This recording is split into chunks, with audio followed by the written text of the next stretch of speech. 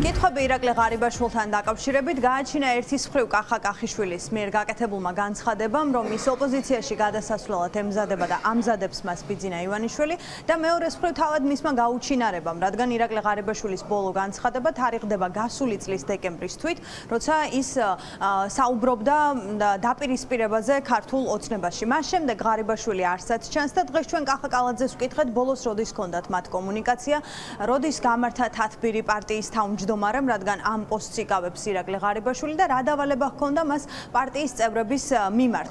კახა კალაძე გვეუბნება, რომ ღარიბაშვილი ჩვეულებრივ მუშაობს, რომ მათ აქვთ ერთმანეთთან კომუნიკაცია და ასეთი სატელეფონო კომუნიკაცია ჰქონდა რამდენიმე დღის წინ და შესაბამისად არაფერი ამ მიმართულებით სიახლე არ არის, ის მართავს თუ არა ახლა პარტიას ამ კითხვაზე მკაფიო პასუხი კახა კალაძეს არ გაუცია. თუმცა ოპოზიციაში გადასვლასთან დაკავშირებით ბუნებრივია, თუ კი ეს ინფორმაცია სრულიად უსაფუძვლოა, კახა კალაძე სხვაგვარად შეეძლო პასუხის გაცემა, მაგრამ დედაქალაქის მერი დღეს პასუხობს, რომ პირიქით ოპოზიციაში თუ კი ჯანსაღი ოპოზიცია გამოჩნდება, ქართული ოცნებისთვის სასურველი ოპოზიცია, ამას ბიძინა ივანიშვილის პარტია ბუნებრივია მიესალმება და კალაძე დღეს გვიდასტურებს ამ სურვილს, რომ ისინი ეძებენ პოლიტიკურ ველზე ისეთ პარტიას, რომელიც მათი აღქმით იქნება ჯანსაღი ოპოზიცია. იქნება თუ არა მათ რიგებში ირაკლი ღარიბაშვილი ან უკვე თანამდებობიდან გასული პოლიტიკური ფიგურები, ამ თემაზე კახა კალაძეს დღეს არ უსაუბრია.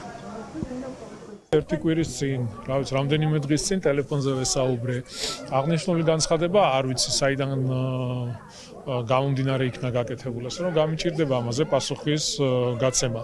რაც შეეხება ოპოზიციურ ველს, ზოგადად, რა თქმა უნდა, ძალიან დიდი შესაძლებლობებია და არსებობს უკვე დიდი პლატფორმა და შესაძლებლობა იმისა, რომ გაჩნდეს ახალი პოლიტიკური პარტიები, იმიტომ რომ ოპოზიცია ფაქტიურად არ არსებობს. არსებობს ქვეყანაში რადიკალური დაჯგუფება, რომელიც არის გამარგინალებული და მხოლოდ და მხოლოდ წარმოადგენენ პრობლემას, როგორც საკუთარი თავისთვის, ასევე ქვეყნისთვის და ამ ქვეყნის განვითარებისთვის. პარტიულ დავალებებს იძლევა ირაკლი ღარიბაშვილის თავმჯდომარეა. შეგიძლიათ ბოლო გაიხსენოთ, მაგალითად, რას აკეთებს პარტიის მართვის პროცესში, თქვენ რიგით მეორე ხართ ალბათ პარტიაში თქვენი სტატუსით. ბოლო კომუნიკაცია შეგიძლიათ სტატუსებს ჩვენთვის არანაირი მნიშვნელობა არ აქვს, კიდევ ერთხელ ვიმეორებ, ჩვენ ვართ რიგითი ჯარისკაცები, როგორც ამ ქვეყნის მოქალაქეები, ემსახურებით ჩვენს ქვეყანას და ვაკეთებთ ისეთ საქმეს, რომელიც პირველ რიგში წაადგება ჩვენს სამშობლოს და ამ ქვეყნის ხვალინდელ დღეს. ის მართავს ახლა პარტიას ქართულს. მადლობა.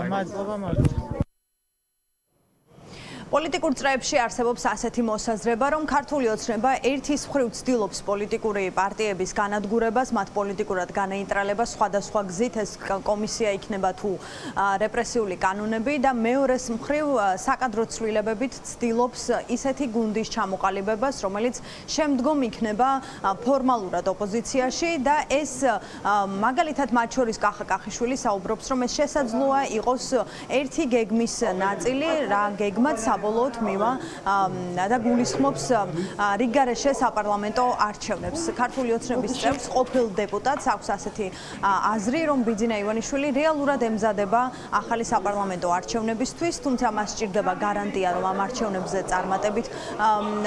წარმატებით გაიმარჯვებს ქართული ოცნება და შესაბამისად მას სჭირდება გარანტია, რომ ქვეყანაში იქნებიან ოპოზიციური პარტიები და ასეთი შეიძლება თავად შექმნას საკუთარი გუნდიდან. ეს კითხვაც დავუსვით დღეს კახა კალაძეს და ის ფაქტობრივად გამორიცხავს, ამბობს, რომ ასეთი საკითხი გუნდში ჯერ არ განიხილება. პირველად მესმის აღნიშნული არანაირი რიგგარეშე საპარლამენტო არჩევნები არ იგეგმება. ქართული ოცნება დემოკრატიული საქართველო ემზადება ადგილობრივი თვითმმართველობის არჩევნებისთვის, რაც ძალიან მნიშვნელოვანია და ყველაფერს გავაკეთებთ იმისთვის, რომ ჩავატაროთ ღირსეული საარჩევნო კამპანია, შევხვდეთ მთელი ქვეყნის მასშტაბით მოსახლეობას, არანაირი არჩევნები, რიგგარეშე არჩევნები არ იგეგმება. 2028 წელს ჩატარდება საპარლამენტო არჩევნები.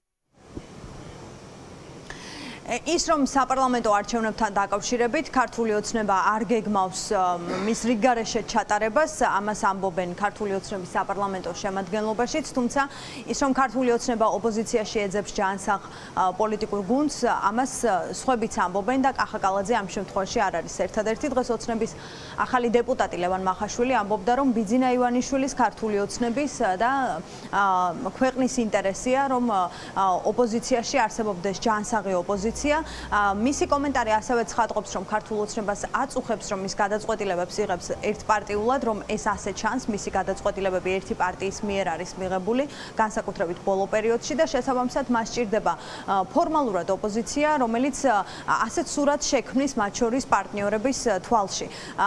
თუმცა ლევან მახაშვილი ასევე ამბობს, რომ ბუნებრივია ჯანსაღი ოპოზიცია საჭიროა, თუმცა ის როგორ ჩამოყალიბდება, რა ფორმა ექნება და რა სახელი, ამაზე მას წინასწარ საუბარი უჭირს.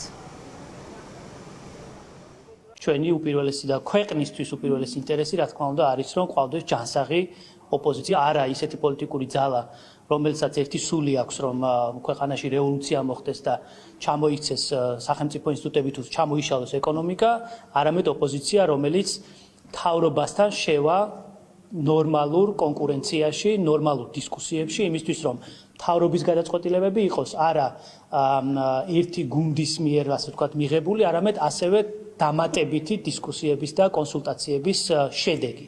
ჩვენ, რა თქმა უნდა, არა მხოლოდ მივესალმებით, არამედ ძალიან დიდი სურვილი გვაქვს, რომ ასეთი ოპოზიციური, ჯანსაღი ოპოზიციური ძალები იყვნენ. როგორ ჩამოყალიბდება, რა ფორმით, ეს მე არ ვიცი, ვერ გეტყვი წინასწარ, მაგრამ მზადებასაც შეეხება, ნამდვილად შემიძლია დაგიდასტუროთ, რომ ჩვენ ადგილობრივი თვითმმართველობის არჩევნებისთვის ვემზადებთ.